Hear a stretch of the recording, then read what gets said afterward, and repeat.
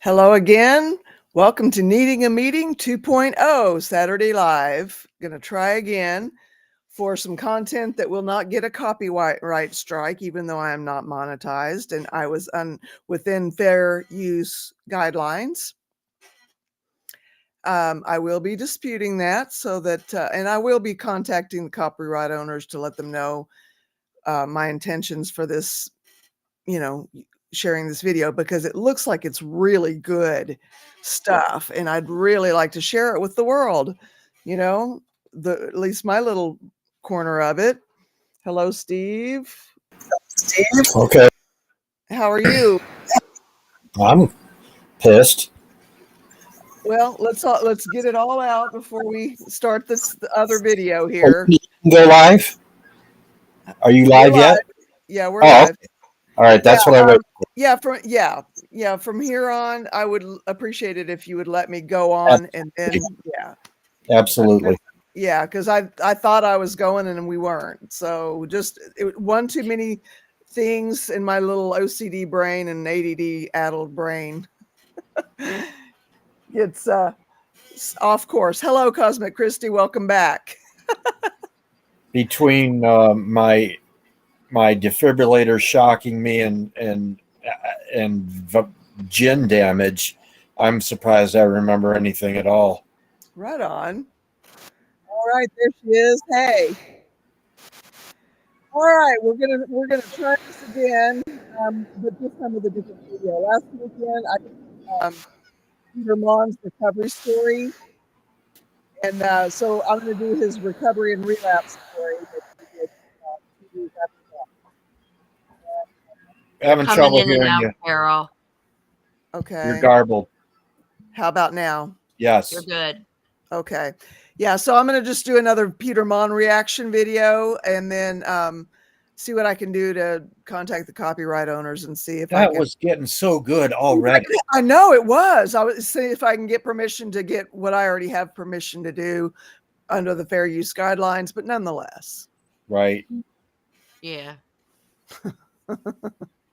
Ridiculous. It was getting good too. It was getting so good, and I mean, Yeah. they weren't even into the science part of it yet. No. Oh, really? And that's what I like is the science and Me the too. talk. You're kind of a nerd like that, aren't you? I'm a total Yeah, nerd. totally. I Hey, Carol. really, Yeah. I really am. If it is so my favorite things are like history, politics, political science. How does your brain work? Why do people do what they do? That's why I always ask, how does that make you feel? What do you think about that? I mean, it is a lot of therapy, but I also genuinely want to know, like, Yeah, I do too. Did you really like what I sent you about Tyler Henry today? Did you I watch that did. whole video? I didn't get to watch the whole thing, but I did. But yeah, I love him. He I've watched actually a lot of talks his stuff. about the science of the brain Yeah, in it. yeah. It is so fascinating. I can't wait to watch it. Yeah, but I've watched a lot of his stuff, and I like him. Well, So I know yeah, what I'm watching tonight. I put it on my watch list. Well, I want to watch list, guys. I want you to watch The Painkillers on Okay. Netflix. Okay. Incredible movie. Okay. Absolutely incredible. And it's a true story. And it is so well done. Christy, you will absolutely love it. Didn't Disney Emily do that Blunt is too? in it.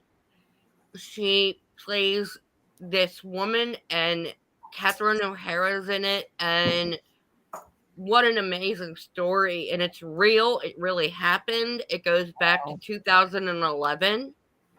Oh wow. Okay. It's after Purdue Pharmaceuticals. And Yeah, goes Disney did it too. they did it? They did a different version of it, yeah. And they did it's about a different, it's called Zana Therapeutics. It was such a well done, good movie. And you can see how everything got put together. Oh, what a good movie. I really, really did it. I really liked it. Cosmic Christie said Disney did it better. Yeah, of That's course what I they heard too. did. But oh my god, so good. Yeah. Oh, I know what I'm watching tonight, and it's Mr. Pond, What are you watching? the guy that we just. What was his name? That we Oh. were the reaction. Oh we- yeah. Yeah, wasn't his name Ponn or something? Oh, this is Peter Monn that we're getting ready to Monn. watch. Yeah. Yeah, this is what that I had to change course. I had to change No, direction. no, I know that. I said I know what I'm watching tonight, though. Oh, okay. Yeah. All righty. So I'm going to, if you guys are ready, I'd like to start Peter Munn's recovery and relapse story. Yes. You guys good? Yeah. Okay. All right. And I'm going to change the layout up a little bit. Oh, look at you being all fancy. Well, let's see if I'm fancy. You are fancy schmancy, Carol. You have an enormous head compared to ours. All right, let's see. I got to do it on the thing here. Ready? Cosmic Christie says. Okay, let's see if it'll do it right. Mikey. Is he the main thing? Yes. Yes. Yes. Okay, good. All right.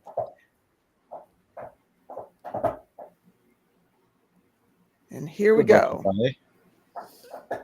Hey you guys, it's Peter, and of course I'm back. And today I want to do a little bit more, just indulge me, I want to do a little bit more of a serious video today on here.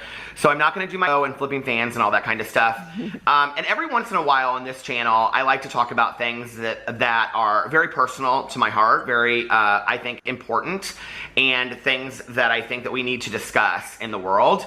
I usually put these kinds of videos on my Peterisms channel, so if this is a video that you like of mine, or this is a video that is more of, hey, I like this kind of style of Peter, go check out my Peterisms video, go check out my vlog. This is more of what you get over there. And I've been thinking a lot today about kind of how I wanted to do this video, how I wanted to do it in a respectful way, and just, you know, tell my story, tell my truth, which I always do. And so I think that I'm just going to kind of break it down for you. So I have received, I cannot even tell you how many countless messages in the last 24 hours from people asking me to make a video response to Demi Lovato's supposed or alleged relapse. That is not what this video is going to be. I'm not willing to do that on camera. I consider Demi Lovato, even though I've never met her, I consider her a sister in sobriety. I would never do that to somebody in sobriety. I can't imagine getting sober and getting clean and sober, or dealing with relapse, or dealing with the issues that are so difficult that come along with addiction and recovery in a public forum. I just really honestly can't imagine that. Yeah. I appreciate that. You know, it wasn't his story to tell anyway. Correct. Mhm. Exactly. Yeah. Yeah. So good on you, Peter Monn. Especially having shared so much of my sobriety with people. And I think this is important for you guys to know. I got sober December 17th of 1994. I've been sober for 23 and a half years. I'm very involved in a 12-step program. Many of my friends are in recovery. And if you watch my other channels, what you'll know, and I've talked a lot about this on my vlog, is that in the last couple years, I have had some very, very close friends, 2 very close friends, that have gone back out, and have relapsed. And these are people that had double-digit years of sobriety. One person had over 10 years, and the other person had over 20 years of sobriety. My word. Ouch. That's wow. Double-digit sobriety years. It can happen to all of us if we're only 1 or 2 bad decisions away from doing it. Yeah. Yeah, for real. Very true. Huh. Wow. Well, and you know, and it does kind of make you wonder if that's more evidence that AA does not necessarily work. Yeah, you keep calling yourself an alcoholic. What are you going to start acting like? An Yeah. alcoholic. Well, Yeah. you know, I believe in energy, and what you say about yourself is what you start to think about yourself. And if you're always doing that, I mean, Yeah. and that's being, you know, when you're even being having negative self-talk, you know, if you're like, I'm not smart, or I don't know how to do this, you know, it's what puts it out there. So that makes a lot of sense. Christy, it's okay. It's okay. It's okay. No, Yeah. Christy, cosmic Oh, I'm Christy. like, what? Is this all of it? Oh. You know, You'll get there, Christy. the other day, someone was telling me that one of their relatives was 35 years sober and went back out. Oh my God. Yeah. That's like getting divorced Oh, after you've been married 35 years. Right. yeah. Which happens too, Yeah. Mhm. you know. So yeah, something to be vigilant about. Maybe that's why I started this whole thing, so that I don't have to be one of those, you know. Or if I do, I have an accountability group. You know what I mean? Right. Yeah. That's huge. Yeah. That's huge to have somebody to be accountable for your actions, that you have to explain what you did to somebody else. Yeah. You have to explain what you did to yourself to somebody else. Yeah. Well, I mean, people have it in workout groups. Why not sobriety? You know? That's true. Yeah. I mean, and workout's not necessarily life and death. But it's Right. also the same thing with diet and stuff too. You know what I mean? Yeah. Yeah. Yeah. True. That's just, I know a little bit about dieting. It is mind blowing. So I thought that was worth a pause. Yeah. I'm going to start him back up here. Sobriety. 20 years of sobriety. And, you know, it breaks my heart. And what happens typically when this occurs, if they don't get back in and get sober, which they didn't, they chose to go a different way, a different journey, which is their choice, you know. People are, I think, under the assumption that a lot of times we choose to not have those people in our lives anymore.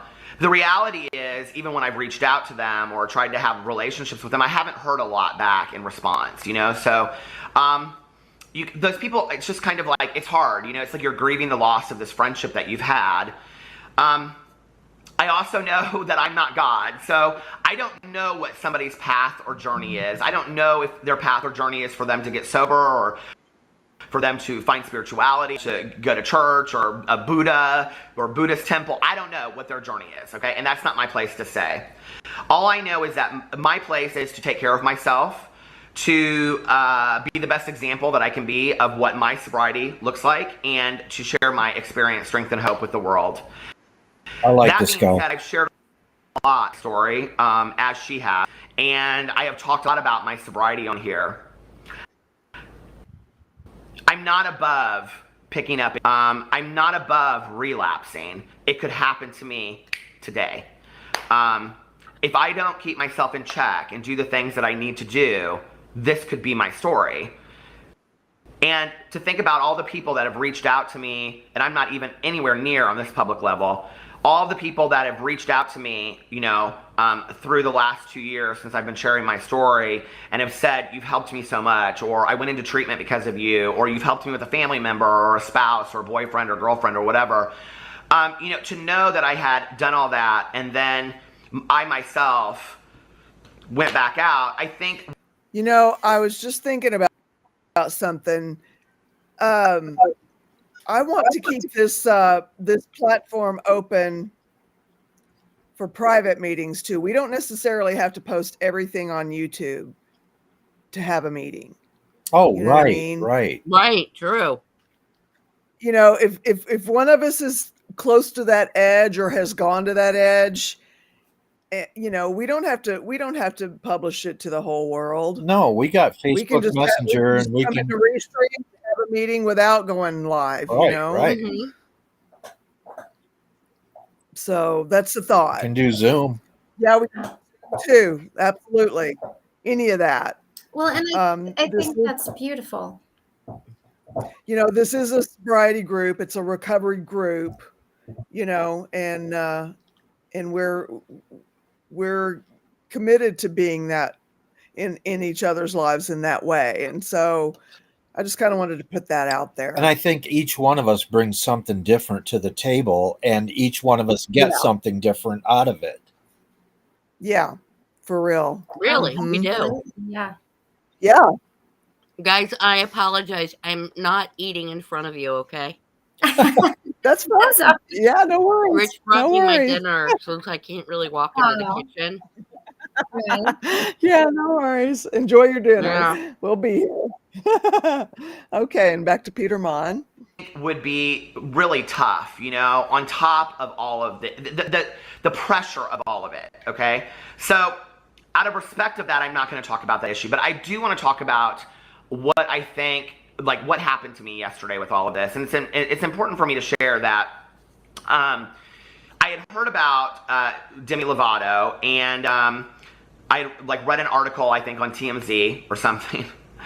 I mean, it baffles my mind to sit here, and I'm not passing judgment, but I just can't imagine, like, my worst nightmare, everything that I have in my life, everything that I have is based on my sobriety and my recovery. Everything. Right. I put it above everything else. I put it above my marriage. I put it above my careers, my family relationships, because if I am not sober, if I am not clean and sober, then I don't have any of that. So my worst nightmare is going back out there. It terrifies me. You know, and I have to remember that, very much like many newcomers that are out there, that if I'm not doing the things that I need to do, I'm just as close to a drink or a drug as well. And I need to take care of myself on a daily basis, keep myself in check, make sure that I have peace of mind, make sure that I'm cleaning up the wreckage of my past, making sure that I am, you know, working with my sponsor, you know, working a 12-step program, doing the things for me that make me a better person. And I'm not saying that you have to do that. There are many different ways that people can use to stay sober. That's just what works for me. That being said, my worst nightmare being played out in the public arena, I cannot even imagine, okay? I cannot imagine. Yeah. I went through several treatments, and the last one I went through was in 1994, and that was the last time I've ever used any kind of drug or drank. And I don't say that for any kind of pats on the back. I don't say that to be arrogant or egotistic, because I don't think of it that way. I think of it as I have today, and I have to do the things today, you know, and today, if you watch my videos, something that I talk about on a regular basis is emotional sobriety. And that emotional is extremely important to me. And what emotional sobriety means is that once I put down the drink and the drug, I still got so much shit inside of me, right? I still have all. Okay. That's a Revy. I don't even want to get started on that. And that emotional sobriety, that is the opposite of a dry drunk. Yeah. Oh, yeah. Mm-hmm. You know, and oh my gosh. Yeah. So let's hear what he has to say about that. But I just wanted to kind of sit and chew on that a minute. Emotional sobriety. All of this pain and this hurt and all this stuff that I was just filling up with and numbing with drugs and alcohol. And until I was really willing to take a look at that stuff, I wasn't, you know, able to really have any kind of emotional sobriety where I had peace of mind in my life. It's important for you to know there were 4 years that I never went to a 12-step program, not once. I didn't go to any kind of meetings. I was really in a healthy place in my mind. I had no spiritual foundation. I had no emotional sobriety. It was very scary for me. I never once said I didn't need it, but I just wasn't willing to go. And the further and further away I got, the more scared I was to go back. And one day I kind of had an emotional breakdown. This is kind of like me sharing my story in here. I haven't done this in a while, but I made a list of things I needed to do that day. And it was like run errands, vacuum, fold laundry, and I just completely lost it. And I called my best friend, Tanya, who's been my best friend. She allows me to share her story as well. She's been my best friend for 21 years of sobriety. And she's my heartstone. I love her so much, you know. And I wouldn't be here today if it wasn't for her, you know. Love you, gal. And I called her and I said, would you take me to a meeting tonight? And she said, and this is important for you guys to know, this was 6 years ago. So this was, you know, what, 17, 18 years sober. She said, I've been waiting 4 years for you to tell me that. For 4 years from that. So we went to a meeting that night. And the meeting ended up only being 5 people. And I'll never forget that meeting. It was so powerful. And we drove home that night, and I said, do you want to go to a meeting tomorrow? And she said, you've been gone for 4 years not going to meetings, but I've been going to meetings. No, you go tomorrow. It'll be good for you to go alone. And on that way home that night, I listened to this speaker lead. And in the lead, he said, it's hard to fall off the wagon in the middle of it. And I heard that, and it was so poignant to me. Because what I realized was I had never sat in the middle of the wagon of recovery. That's another one. I like that. I That's like hidden. that. I like that too. It's like surrounding Yeah. yourself in a very protective bubble, because if you're always on the edge, then it is always one decision away. And I mean, everybody, I think, is 1 minute, one decision, 1 second from changing your life completely. But Yeah. when it's something like this, I think being in the middle of the wagon is a really good place to be. If That you're is a driving very on a good mountain pass, you don't see how close to the edge you can get. You hug the inside of the mountain when you're driving. Right? I mean, I would call this the wagon right here, and I would say that everybody in here, whether we're in the chat or we're in the lurking group or we're here in this room, Zoom streaming to where you can see our faces, we're sitting here in the middle of the wagon. It's a safe place. Yeah. And I want to maintain this as always that safe place, Well, and even, people who are just starting to get onto the wagon, we are bringing them in with love to the middle of the wagon so that they get those double digits that they're looking for. Even if it's double digit days, double digit weeks, double digit months, double digit years. It's how we do it. Carol? Yeah. Carol. Yeah. I'm waiting on a call from a person with double digit days. I'm actually on my tail end of my Klonopin taper. Awesome. Really? How much my more to doctor go? lowered my medication, so now all I have to do is finish that out and I'm done. Awesome. Okay. Nice.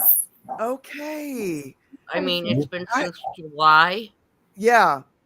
but it's slow and steady. And I saw her Thursday, and she just wants it over, and I want it over.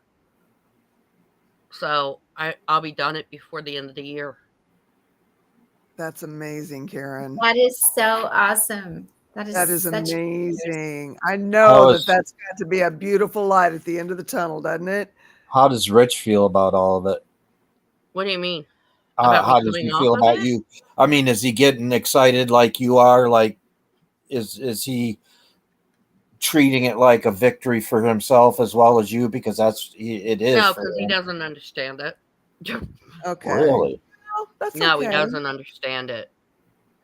If he did, no, he would. Okay, I just. Yeah, I mean, he doesn't understand benzos and antidepressants and all that stuff. Yeah. He doesn't understand it. If I say it's a sleeper, it's a sleeper. If it's an anti-anxiety drug, he understands that. He doesn't understand the big terminologies and what it does to everybody. Right. Yeah. Yeah. But my doctor was really excited. Oh, good. What's that? I'm excited. Yeah. Oh, yeah. Your doctor's excited? Is that what you said? Yeah. She's excited to stop writing the prescription. I bet she is. Well, She's like, I don't want to write this prescription anymore. I'm like, well, that's fine. I don't want to take the drug anymore. Right on. Hey, that works out kind of nice. Yeah, it does. Yeah, it does. Yeah, absolutely. That's amazing. I mean, they all turned around and said to me, oh, well, you want to be off of this by December 31st. And I said, yeah, I'm not taking it into the new year. Okay. No matter what happens to me, I don't care. And they were like, okay. But, if you're still on it a little bit into and I said, no. It's going to be over and done with by then. Okay. Kicked alcohol, kicking benzos. I'm doing good. I like what he said about emotional sobriety, though. That was really poignant. Yeah, you do need that. Yeah, you do. Otherwise, what is the point? It's just a miserable, grudge, dark life. Yeah, and you can do that while you're drinking. Yeah. Yeah. I mean, think I did a little bit of spiritual work, you know, enough, but just enough to kind of manage. It wasn't really sobriety, emotional sobriety work. It was just as things came up, I would think, oh, that's that 12th, that part, that step or whatever, you know, like when somebody would come to mind that I had done I had treated poorly in my, you know, using days and drinking days, you know, or, you know, just things like that. But it was just, it felt like the bare minimum. It really wasn't a dive into sobriety. It was just kind of a maintaining of a status quo. Mm-hmm. And it got worse and worse and worse for me. Yeah, you know, that was really not that was as unmanageable as drinking had become. Yeah. You know, to the point that I was in a destructive situation. I was in a cult. You know, it was just a symptom of the problem that I had been avoiding, you know? Right. So, yeah. Replacing one addiction for another. Well, yeah, for real. I think it's showing me that recovery is a very deep, multi-layered thing. I used to think it was just because, you know, I didn't understand. I used to think you just stopped doing what you were doing, like whatever that looked like. You know, you went out and you found God, or you know, and I'm not being flippant about it, but like, you know, you just went out and did it however you did it, and then it was done. I never realized. Well, I mean, if you think about it, in that time that you were using, you were putting off your emotional growth. Yeah. You were just, you basically, the day you started using habitually, mm-hmm. get for whatever, however that looked, you were stuck in a holding pattern right there. Right. You know, and your emotional growth stopped right then and there, and then you've got to make some effort to get back to that. Right. And see, and I never thought it was that way. I mean, you know, and that was one of the other things I didn't understand was like, and I think you're not alone, even in those that have stopped drinking and doing drugs, which is why so many people go back out. Yeah. Right. And I didn't understand how layered abuse could be either. Yeah. Well, right. And, you know, from somebody who's not ever really dealt with it, I'm beginning to understand and learn that it's not this way. But to me, really, it kind of was, like I said, is it really that hard? Is it really that hard to go to a meeting? Is it really that hard to detox? Is it really that complicated? If you want to stop, can you not just make that choice? And now I'm understanding that it's not that simple. But, you know, being someone who had never dealt with it before, I had no clue, which is why when I reached out to the lifeboat, I was like, I don't even know what to do, you know, and it was so genuine because I really didn't. And I'm learning. And now I didn't know that detoxing from alcohol could literally kill you. Like, I had no idea. You know, it makes sense with some of the heavier stuff, sure. But alcohol, you know, it just, and I think everybody should take a couple of months of their lives and like dive deep into this type of a platform if they're a normie and just learn, because you know, we can't you know, like, how am I going to help anybody if I don't really even understand? And that's where the understanding comes from. And so I don't have to have gone through it. I can see the stories and I can see the struggles and I can see all of the layers. And you know, now I'm confident too. I can say, like, I'm not going to know what it's like to detox from these things, but I can help you with this part of it. And I understand this, you know, and I think that's something I just didn't even realize. Yeah, like, but the thing is too, Christy, is that like you had a food non-addiction. So it's kind of like going backwards and being able to say, I'm in a food non-addiction. Okay, well, now the doctors want you to gain weight. So what are we going to do to make you gain weight? What are you going to eat to make you gain weight? Yeah. And I was in that situation as well. And I was in a mental hospital at the time. And the people, not the doctors, not the nurses, nobody, but the psych techs were there, and they were able to see what I would eat and what helped me to gain weight. Yeah. Well, and And just how scary that is. I mean, it's scary to eat that, you know. I mean, because, you know, again, going back to your feel of control, you know, if I do this, then, you know, I mean, Right. it's amazing. And I didn't even understand like how connected things were. You know, I didn't see it as these intertwining fingers like I see it now. Right. You know, and it's more obvious to me. Yeah, but it's when you step away.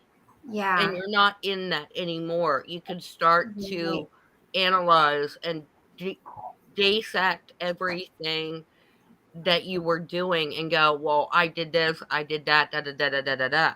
Yeah. You know, and I don't know how long you're planning on going, Carol, but we got to hustle if we're gonna get this in. Okay. Well, I mean, we're fine. I mean, I'm Well, fine. no, Is it's everybody okay. That's fine. I can stay on all night. I don't care. Yeah, you know, I don't know if Steve did the waters. He was out there doing something with the hose there. Yeah. If he's got the waters done, I should be okay on chores. I don't know if I have a live I've got to do on Facebook tonight. So I got to bounce in about 30 minutes. I got to be off here about 7. Okay. But well, we're about halfway through. Well, no. Yeah, we're about almost halfway through Peter's video. Is everybody good to start up again? Yeah. Okay. Or did you want to finish what you were saying, Karen? I'm sorry. I'm all good. Yeah. Okay. All righty. Never reached out to my hand to a lot of newcomers. I had never really shared my truth. I had never really been honest.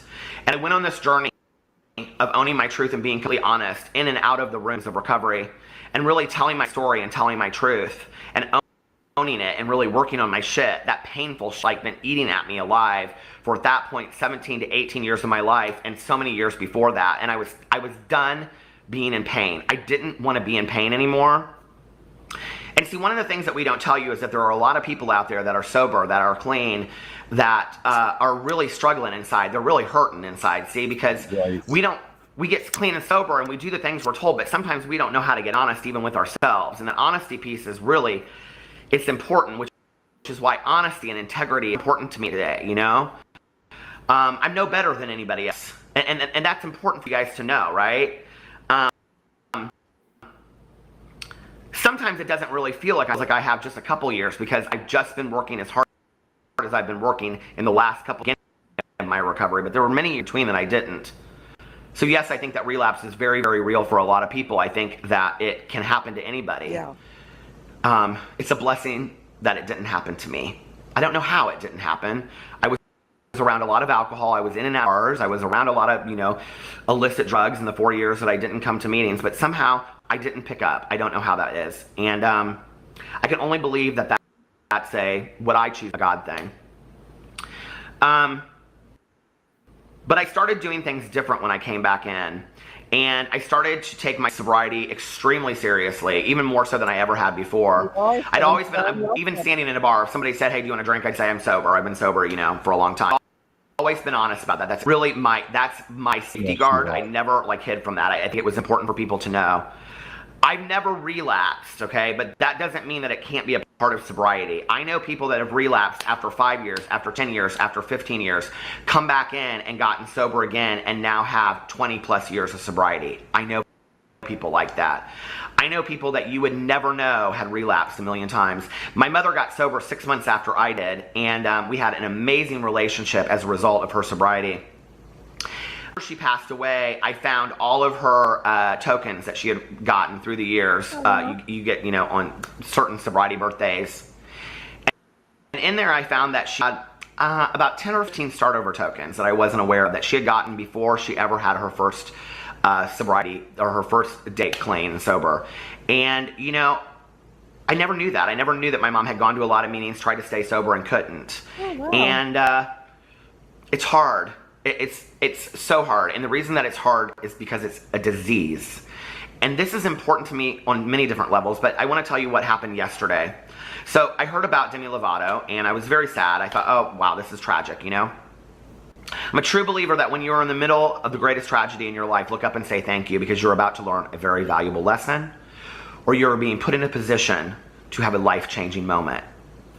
Don't forget that. When I've gone through some of the greatest tragedies in my entire life, I look up and I say thank you, because something is coming my way that is profound and that is important and is life-changing. So I saw this happen yesterday, and then I was getting ready to make a favorites video. I made a favorites video yesterday, and I had all this stuff sitting around me, and literally like a minute or two before, I was kind of like looking at it, organizing it, and my phone rang. And it was a phone call from the father of a very good friend of mine. And my friend had 18 months of sobriety, and he relapsed yesterday and was in the hospital. I believe that he is doing well and is, going to continue his journey of recovery, hopefully. At least that's what I've been told. But this is somebody that's really struggled. Had several years before and relapsed, several years and relapsed, back and forth. I told, a story about the other night I was talking to, on my vlog. Actually on my vlog the other night, I did a story about my treatment experience and going into treatment. I talked a lot about it over there.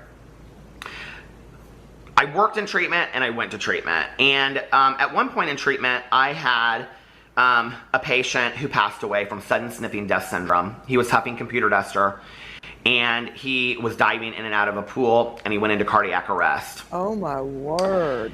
His mother, who weren't we just talking about that yesterday? Yesterday. Yeah, just yesterday. My word. Wow. Golly. Have been friends with, since that happened in 2001, has given me the greatest advice. Oh, what? Sorry, what were you saying, Steve? I said this is a completely adequate substitute for what we were doing. I'm getting a lot out of this. Right on. Treatment, I had a patient who passed away from sudden sniffing death syndrome. He was huffing computer duster, and he was diving in and out of a pool, and he went into cardiac arrest.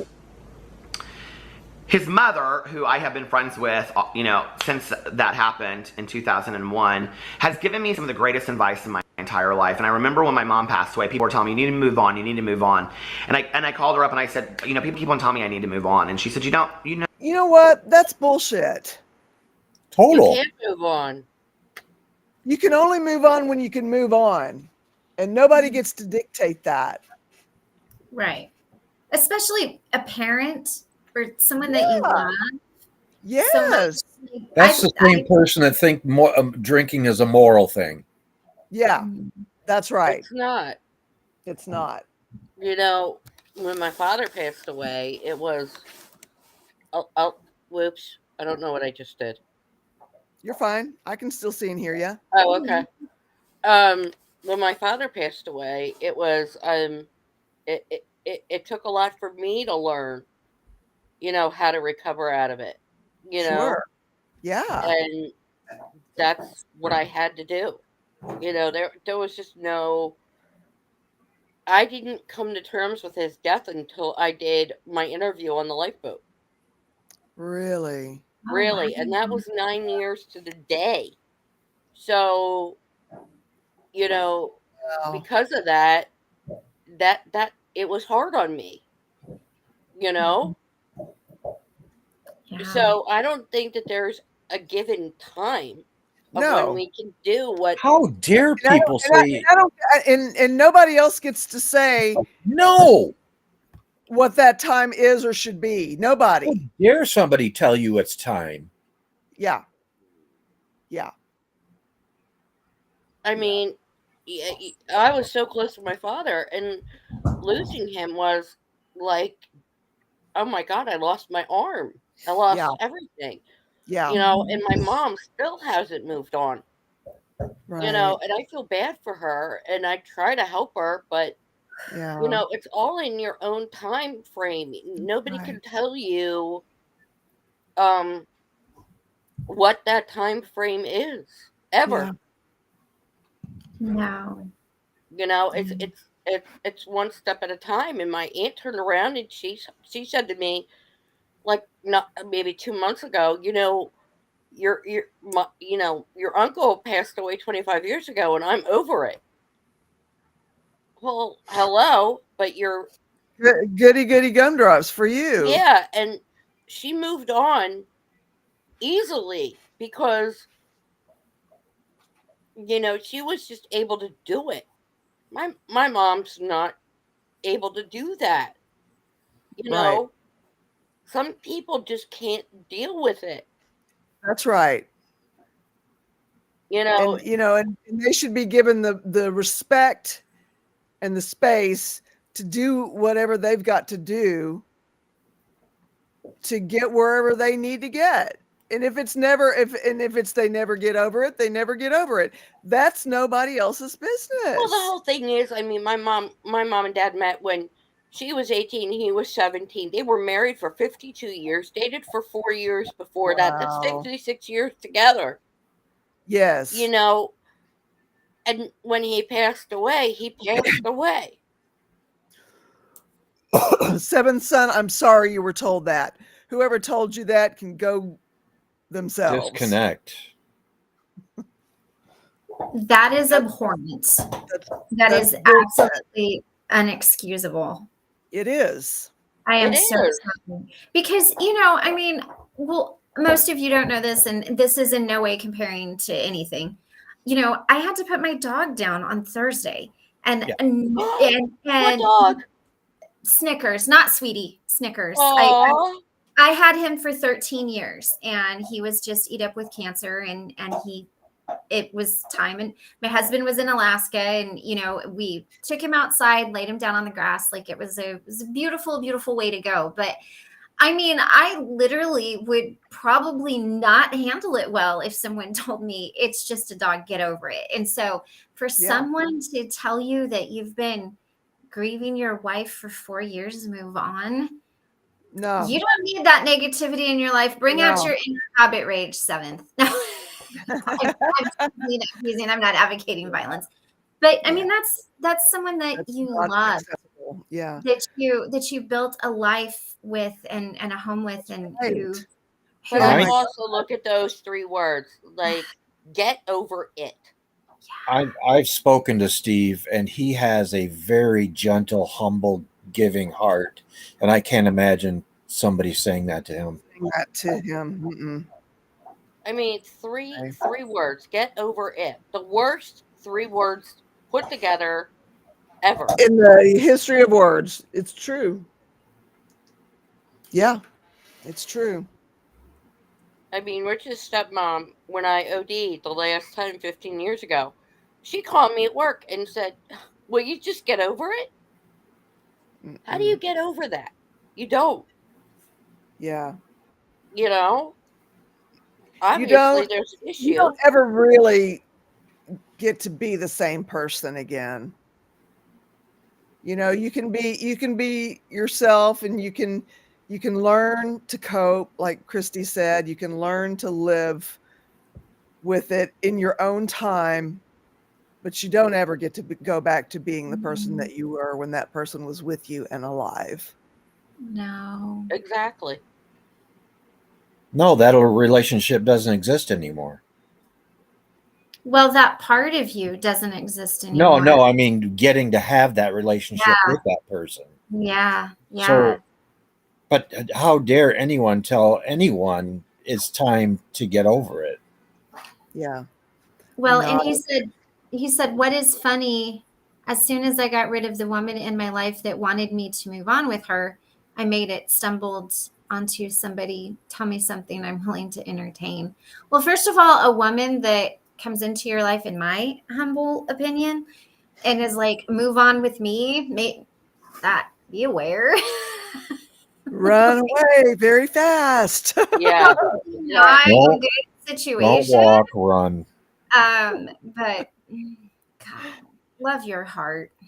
Yeah, I do too. I'm so 7th sorry. son, Steve. All right, are we ready to start Yes. Peter back up? Okay, Yes. here we go. You know, you don't ever move on, you move through. Uh-huh. And one of the reasons why I believe that she and I will always have a tie together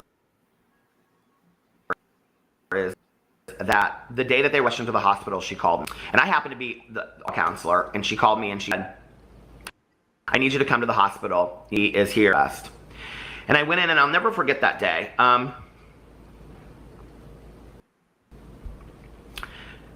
I walked in, and she was walking out of the room, in the emergency room, and I could see him, you know, sitting there. And they had all the tubes and stuff on him. They had just got done working on him, and she just stood there, and she was looking at me, and I ran up to her.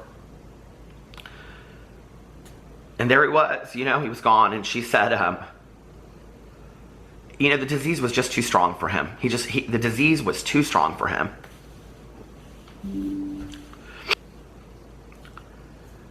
Since that day, in 2001, I have probably known 50 people that have died.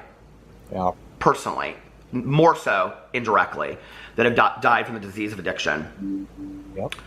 The disease of opioid addiction, heroin and opiates in our country and in the world is taking over. It is the leading cause of death by addiction. And it is extremely, extremely scary.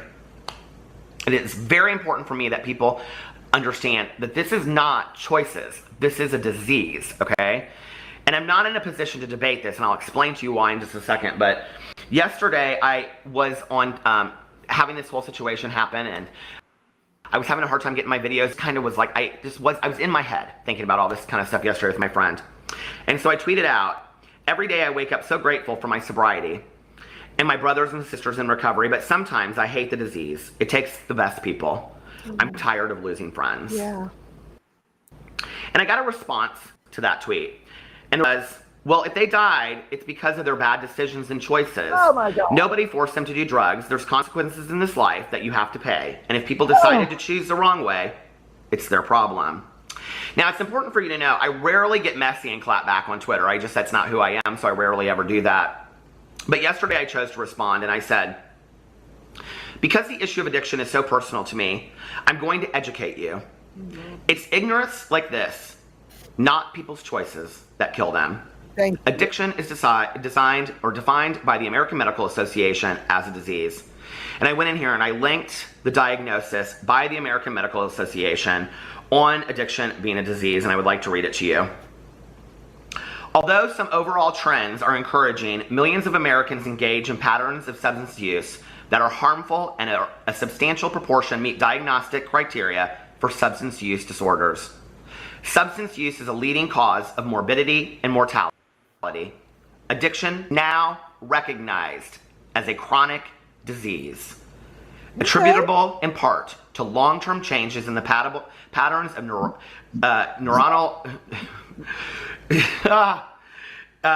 neural activity and connections. Effective prevention and treatment interventions are available, but many who need treatment never receive it. The American Medical Association. Thank you. So when you want to sit here and you want to debate with me whether or not addiction is a disease, and you say it's not a disease, or it's a disease but it's not a disease like, you're actually saying something very, very ignorant, and I'm not even going to argue with it. It's like saying to someone, cancer's not a disease. We just talked about that yesterday. And this is the most important part of the video that I really want to get out there. I don't really care if people think that I don't really care if people think that I have a disease. I don't use me having a disease as an excuse. I know what I need to do to stay clean and sober. And here's the deal. I truly believe I have a lot of willpower, and I know a lot of people don't believe this, but I believe that I have a lot of willpower, and I have a lot of tools and skills today in my toolbox, maybe not so much when I first got sober, to be able to stay clean and sober today. But once I put one sip of alcohol or one drug into my body, I'm screwed because the disease takes off, okay? And something happens to me that doesn't happen to other people. And that is very, very important for people to understand out there. That is when the disease attacks, is when the alcohol or drug affects our system. And long after we're sober and the drugs are gone from us, we still have a disease inside of us. That's what the emotional sobriety is about. That's why it's so important that we continue to fix these things in our lives so that we can have emotional sobriety. I don't really care whether or not people believe that it's a disease or not. I don't really care if people want to say it's bad choices or it's a disease, but here's the issue.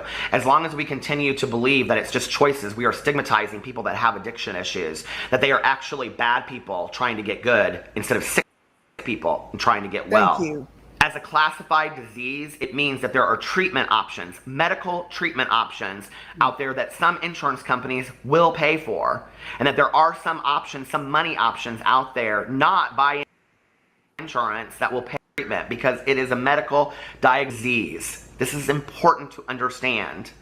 But at the end of the day, whether or not it's choices or it is a disease, it is killing people that I love.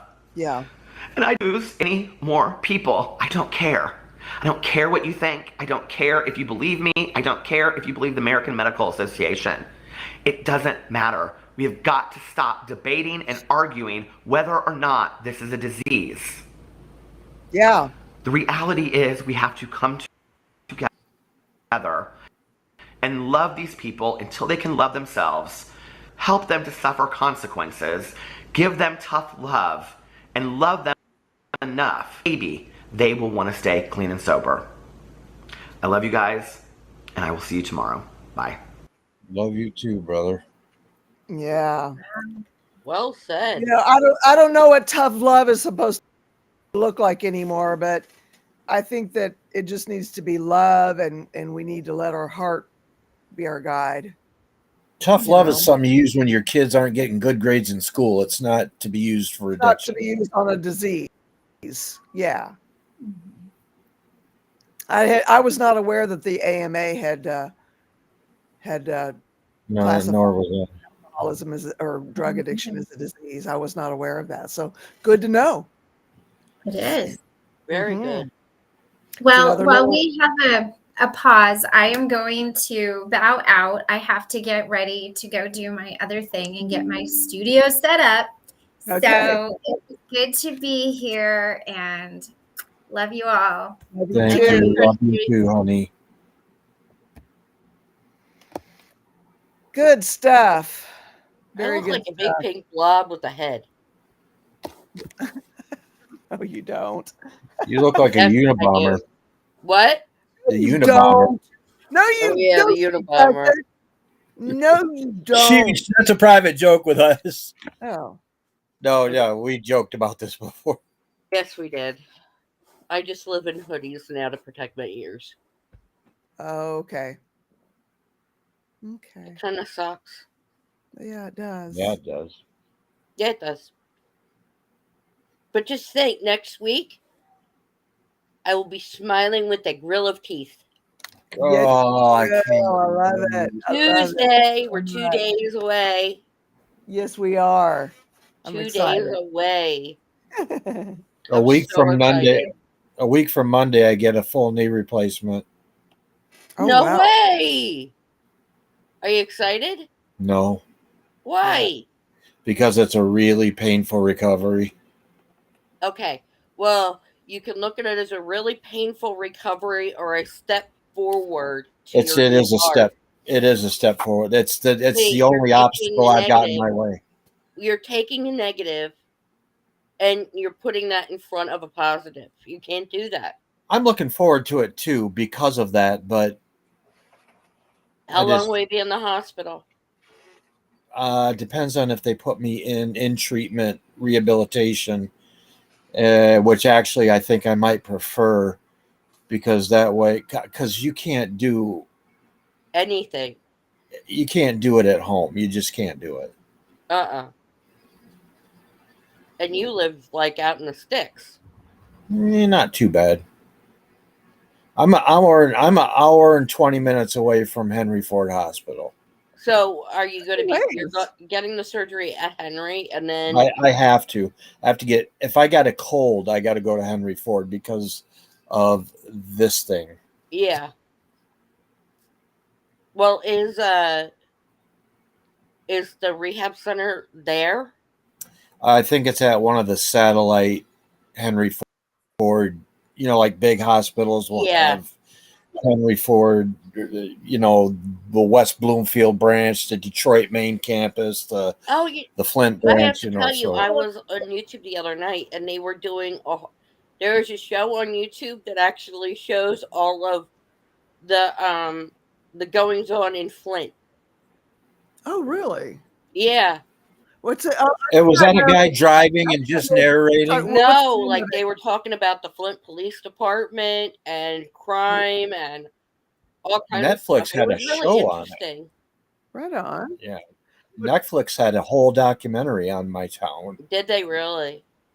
Yeah. Well, I will tell you, I saw Carol. You guys will like this. Last night I couldn't find anything to watch, and I ran across on YouTube. There was this like 6-minute commercial on Anonymous when they struck Scientology. Well, I'll send you the video. I would love to see It's that. a documentary. Okay. It's a documentary on Anonymous and the FBI. Oh. And this guy called Commander X. And they actually interview him. He's in hiding in Mexico.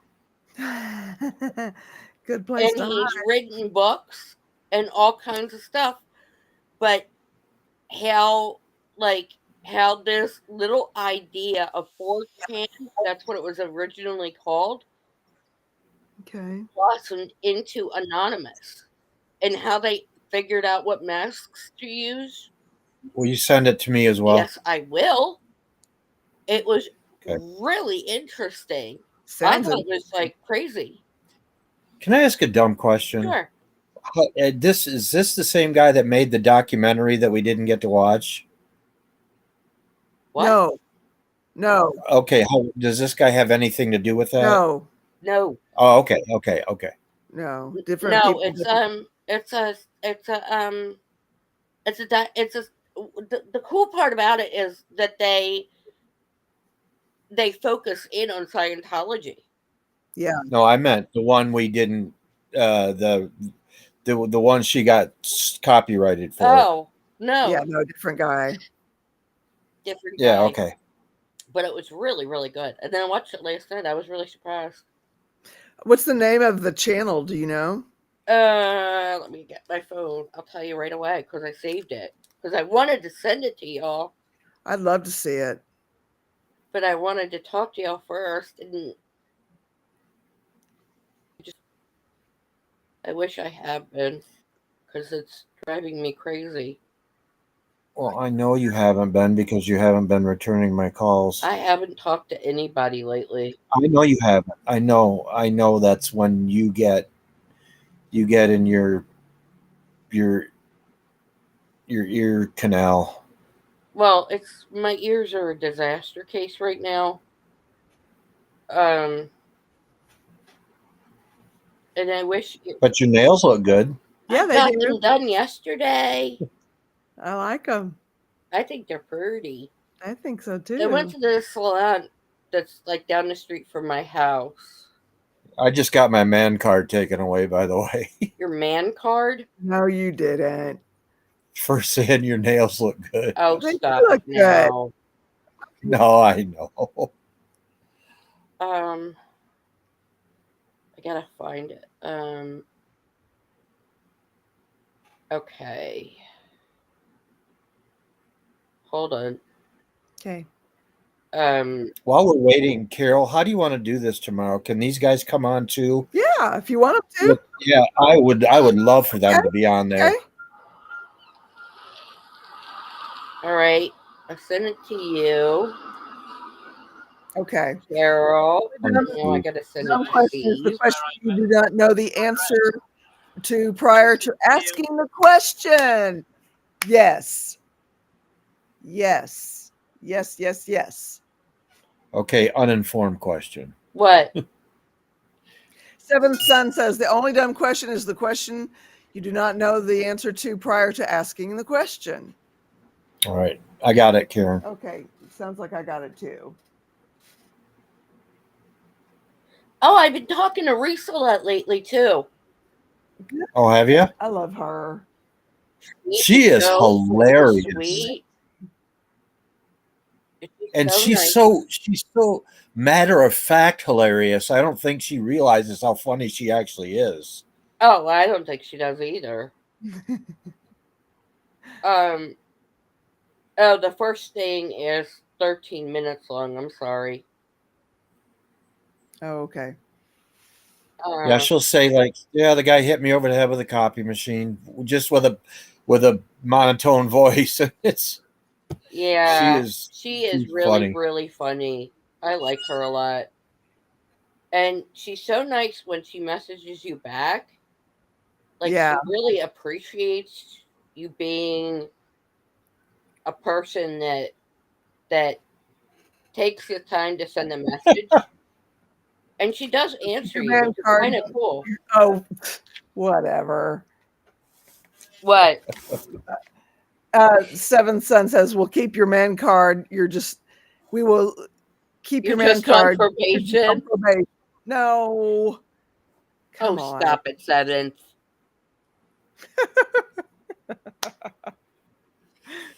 Oh, joke though. So silly. You think we've had a meeting? Because it's getting yeah. out and my little critters are okay. And 3 in the chat if you're good to go. 2 if you still need a meeting. I'm gonna have to take it as a we're good to go because I really do need to get out there. It's getting dark, as you can see. Get the puppies. Yeah. Yeah, yes. Little pups. They're so cute. How old are they now? Just a few days. They were just, They're not even a week old, are they? no, they're not. Wait a minute. Yeah, they are. They were born last Friday, right? No, I don't think. I'll tell you exactly. Carol. Well, I'll tell you exactly. I'm going to go on to. I use Instagram as my As your calendar. I do to when things are born around here. October 27th. No. 8, 9, 30, was 31, 1, 2, 3. 8 days ago. Okay, I guess it was then Monday. Monday was. Oh no, I'm sorry, I'm in November. So 27th, and today is a week and a day. Okay. Yeah. And today we go forward, right? We fall backwards or go forwards? Huh? Do we fall back Fall or go back. forward? Fall back. We're gonna fall back. Yeah, we're gonna gain our hour back that we lost in the spring. Except for Arizona. So are we gonna do it at 5:40 tomorrow? I don't know. 4:40. I don't know. I don't know. For some reason I am paralyzed on being able to make it work in my head on how to do it and still be out there before the sun goes down. So all I can. Well, why don't we do it an hour earlier? Why don't we do it 3:40 at your time and 4:40 at our time? I'm just talking about for tomorrow. We can try it. We can totally try it. Seventh gave you a 3. Thank you. Awesome. And we're just going to close out with a moment of silence for the person out there who's still suffering their addiction, and for those that are struggling with their recovery, because we know that's real, and also those we've loved and lost. And we follow that with the Serenity Prayer.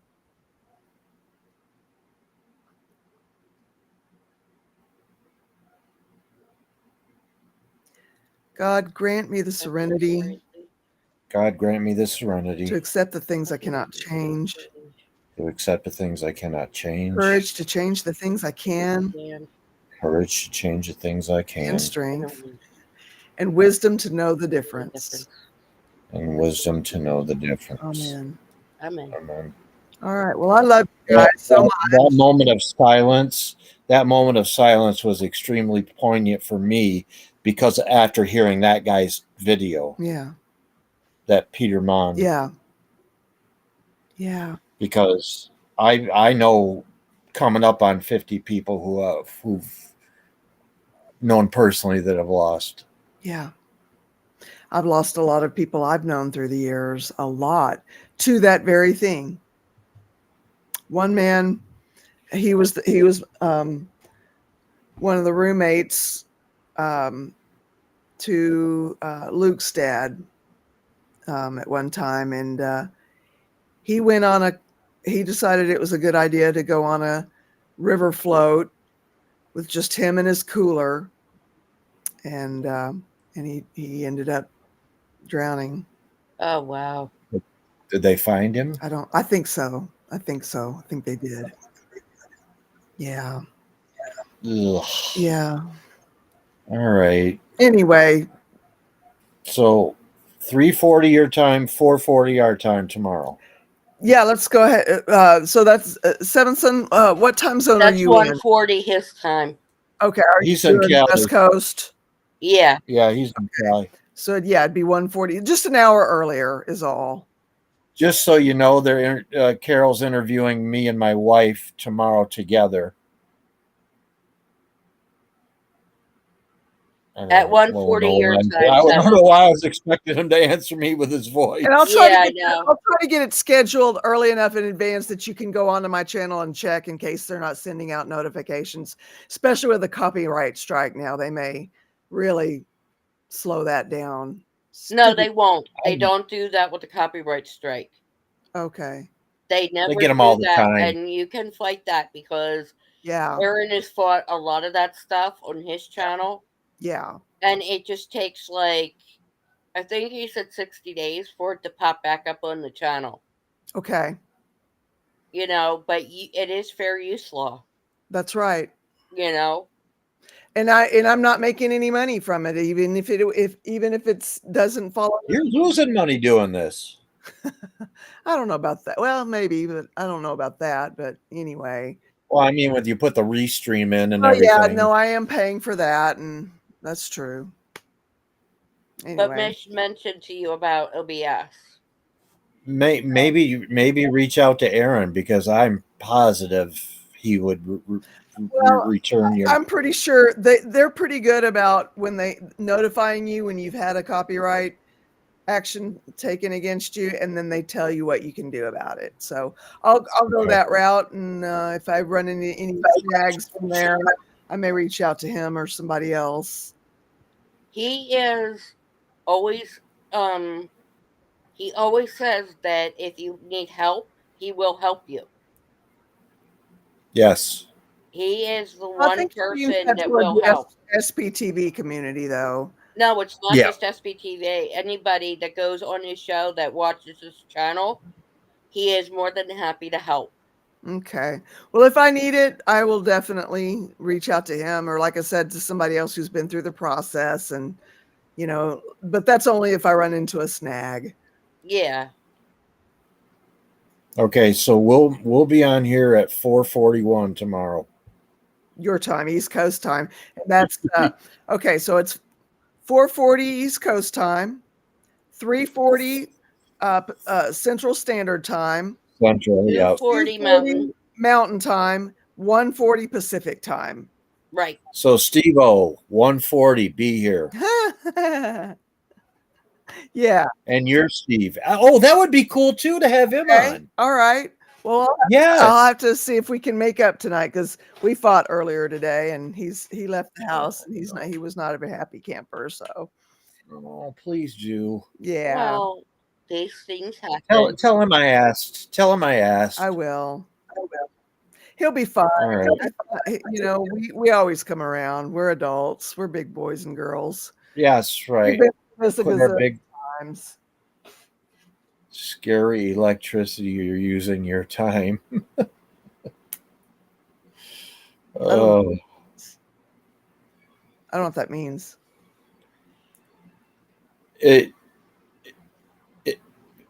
it's a time zone thing, I think. Oh. Okay. Anyway, well, All I right. love you guys, and I need to get Love you out too. there and see about those critters. All Go right. figure. Okay. Why do they Tell the need to eat? puppies we love them. Oh, Okay. yes. Give them all hugs. I will. All right. See you guys. Bye. All right. Thank you for being here, y'all. Appreciate you tuning in, and peace, y'all. You can't get rid of us. You know I do this to you all the time when I see your short shows. Like when I see your shorts. I Oh, always cool. throw you a peace sign.